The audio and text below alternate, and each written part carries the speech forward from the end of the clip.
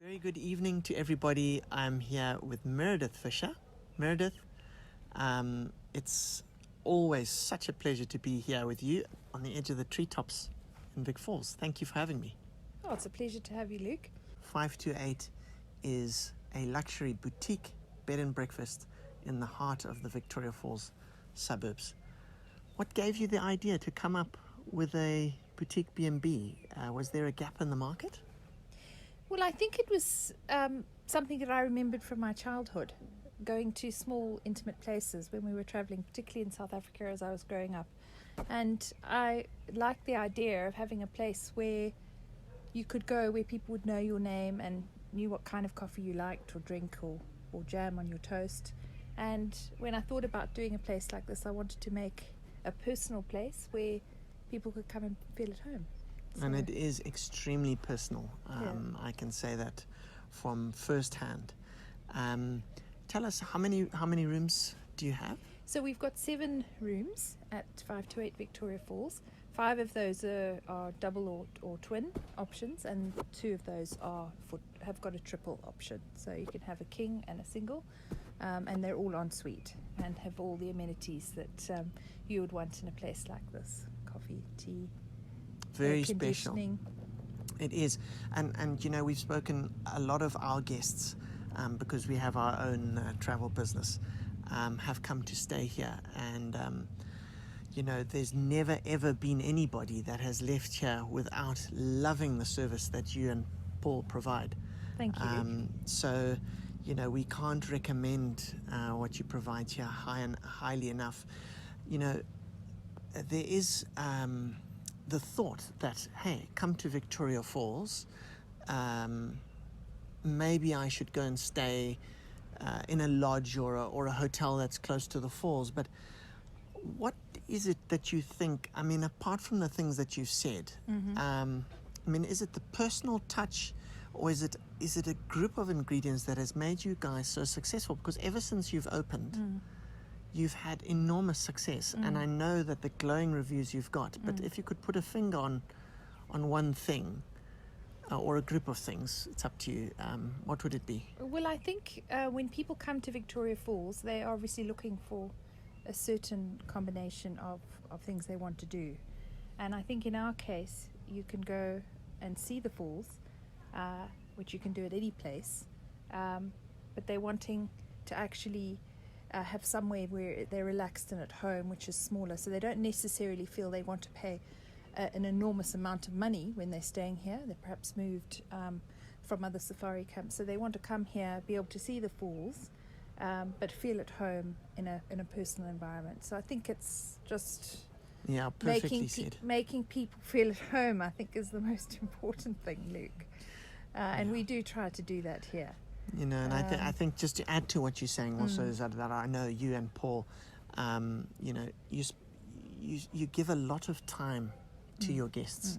Many of them end up leaving here as friends of yours, and you remain in contact, and they always come back. And I like that personal service that you extend, and particularly I think is going to fare well for you coming out of the COVID pandemic, where people are looking for smaller, more intimate places where they feel safe and that they know they've got people that they can trust. Anyway, I want to move on, because I know another big thing about 528 is during the design, you focused a lot on eco-conscious solutions. Can you talk a little bit about what the sort of environmental efforts you've done to make it a sort of sustainable operation? Well, I think particularly with my husband Paul, when we were looking to do this property, we wanted it to be reasonably self-sustaining. So I think the first thing that we were talking about at that stage was the solar option, and Paul organised that in the planning from the beginning. So we do have solar capacity here, which is also backed up with the battery system, so that works very well. So if there are power cuts, we can actually draw on that, which I think is fantastic. Then we do obviously have the hot water, which is also solar, and we live in a part of the world which has a lot of sun, so it makes sense that we were going to take that into account in our planning. And then we obviously live in a very green spot. We have a beautiful garden, and we wanted to make sure that we were recycling water, so that was also taken into consideration in the planning. And then I think we're in a place of great natural beauty, so we were wanting to make sure that we were doing things as green as possible, and obviously that's a process which we're still engaging in. We're not finished with that, but we're trying to leave as small a footprint as possible, I would say. I think that's the main thing. Absolutely. Well, before we finish off, please share with us, what are your feelings at the moment in terms of your outlook? I know it's tough to foresee what's going to happen in the coming months, but I feel we are a little bit closer to that. I know what my thoughts are, and I can kind of guess what yours are, but what are your feelings? What's your predictions going forwards now in terms of tourism revival? Well, I think we are very lucky here in Victoria Falls because we obviously have the vaccination program, which has started just in the last week or so. So we are now all getting vaccinated, which I think is fantastic. We're so lucky to have that opportunity, and the fact that the government of Zimbabwe has prioritised this area, I think is amazing. So I think that's got two parts to it. I think it's made us more confident to accept people back into this region, and also I think would hope that the guests that we have potentially wanting to come, they would feel safer that we have had a vaccination done within the town and within our staff. So I would hope that people would feel more comfortable to start making inquiries and booking. We're obviously, it's still quite quiet because we are quite a destination which is probably a bit more remote for people from the major markets that we source.